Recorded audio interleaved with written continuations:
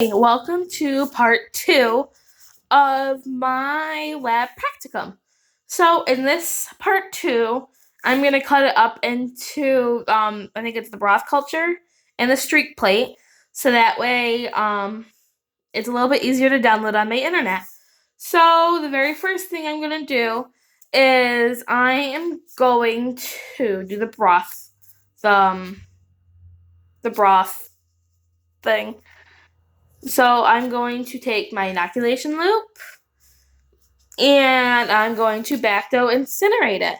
So I'm going to put it in here for 10 seconds. Count with me. 1, 2, 3, 4, 5, 6, 7, 8, 9, 10. Let it cool. I'm not going to wave it around. Just going to hold it still for 1, 2, 3.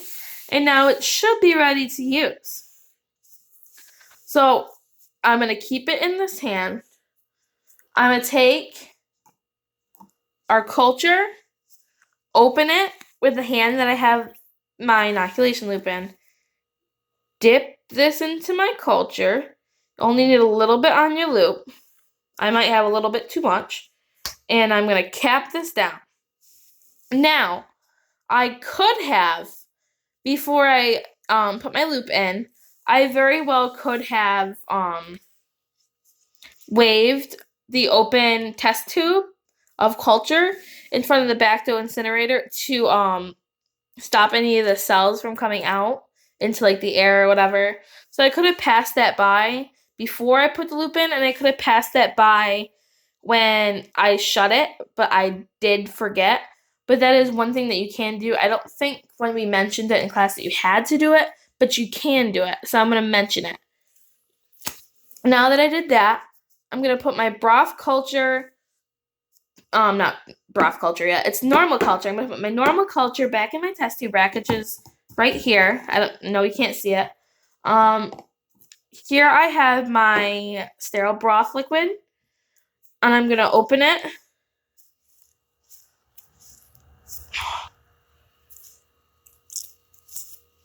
If I can. Stuck on there. So now I'm going to introduce the culture in with the sterile broth. So I don't know if you can see it, but I'm going to wave it around. Gentle in there. So now I can see, hold on. I'm going to cap this up. I could have, like before, waved it in front of the Bacto incinerator before I capped it. But like I said, I believe in class we said we didn't have to. Now I'm going to place, do you see how that's got a little bit of stuff floating? That means my culture is in there.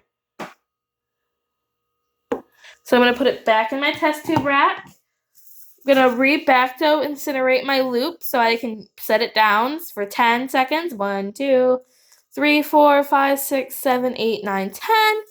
Now I'm ready to set it down. And my broth culture is complete.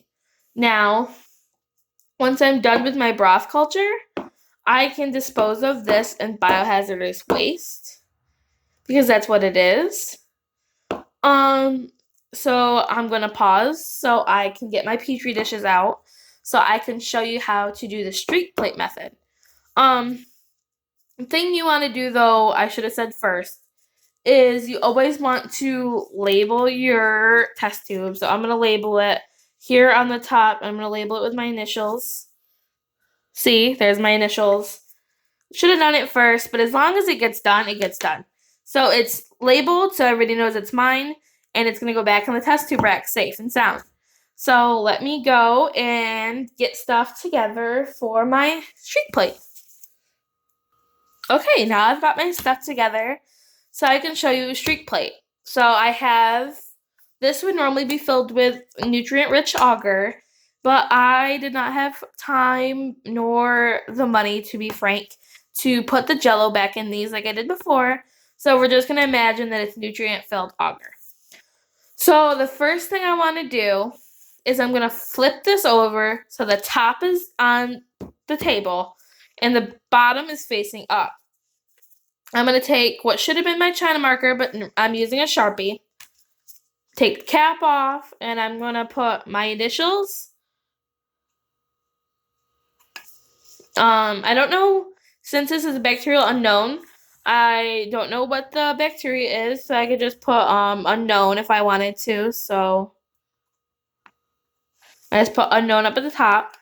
I'm going to make 3 lines, 3 intersecting 3 lines. So I'm going to show you what that looks like once I'm done. So I'm going to do 3 lines, turn, 3 lines, turn, 3 lines. Do we see how they're intersecting on there?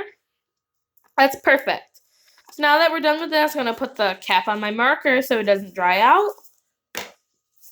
I'm going to take this, flip it. So now the top is up for when we're ready to do our stuff. So now is when I can get out my handy dandy inoculation loop that we've used before and my Bacto incinerator for 10 seconds as always. So 1, 2, 3, 4, 5, 6, 7, 8, 9, 10. So we're ready to go in to our culture and start streaking. So I'm going to hold this like this, go over, reach. I've got my culture. I'm going to open it like this,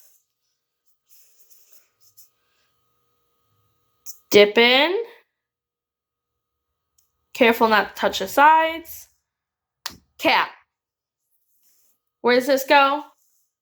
Test tube rack, safe and sound. Now I've got it on my loop. I'm going to clamshell it and do the first set of 3 lines. So I'm going to do run over them, left to right,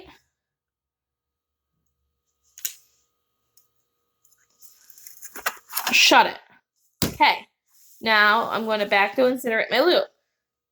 10 seconds. 1, 2, 3, 4, 5, 6, 7, 8, 9, 10. Okay. Well, I'm going to let this cool for 3 seconds. 1, 2, 3. Now I'm going to clamshell it again. Take the culture I already had, and I'm going to spread it out to the other line. So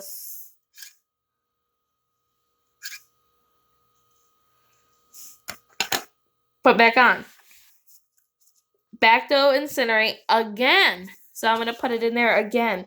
10 seconds. So 1, 2, 3, 4, 5, 6, 7, 8, 9, 10. Wait 3 seconds. 1, 2, 3. If I were to use it before 3 seconds, it would be way too hot, and I would kill all my bacteria or culture that I have in here. So what I'm going to do again, clamshell. Take it from the 3 lines I just did and pull over. Shut. Okay, Bacto incinerate again. So now I can put it down. So 10 seconds. 1, 2, 3, 4, 5, 6, 7, 8, 9, 10. Okay, so now I have the culture in my streak plate. I can set this down that it's Bacto incinerated. Now I have to incubate this. I know it's like 48 hours, but I think the temperature is like 37 degrees Celsius. I know it's degrees Celsius, but I know we're gonna put this in our incubator for 48 hours. And so let's say we had already put it in there for 48 hours. That's when we can see the colony growth and so on and so forth. Once we're done with this, this is going to go in, where is it? Biohazardous waste. Because it can't go in a sharps container, and it's not going to go in a normal garbage because it's biohazard. So it's going to go in our biohazardous waste. So again, I'm going to do a new video because this one's getting long and my internet's not so good. So in the next video, I'm going to show you the 6 characteristics, like the blood broth auger and stuff like that, I think. So let me go get set up for that, and we'll be good.